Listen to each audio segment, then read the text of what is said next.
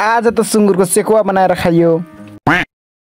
तो hello everyone, के छ खबर? म हुँ रामजा ब्लगर। आज चाहिँ मैले कपडा धुने विचार होइन, अब दसैँ पनि आइसक्यो, अब बिहे गरेको भए कपडा पनि अब अरू धुइदिन्थ्यो। अब आफैले लसा लसा के गर्नु, धुइराख्नुपर्छ। तै पनि केही छैन, मैले कपडा सपडा धुएर होइन टक्क लागेर च्याटचुट कपडा चाहिँ अब जेस अब बिहे गर्नुपर्छ कि टक्क लागेर कपडा धुनको लागि कपडा धुएर अनि सुकाइदिएँ होइन।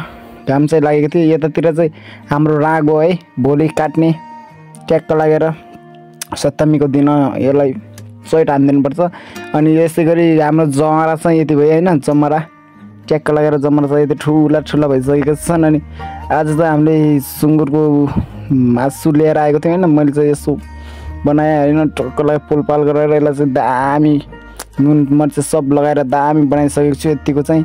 अनि त्यही के गर्नु, अरूलाई त दिने बानी नै छैन, के गर्नु होइन। मगर पऱ्यो, अब मगरले त अब खाइराख्नुपर्छ नि त, खाइराख्ने म त खाइराख्छु होइन। जे होस् मिठो छ। हस्त, धन्यवाद।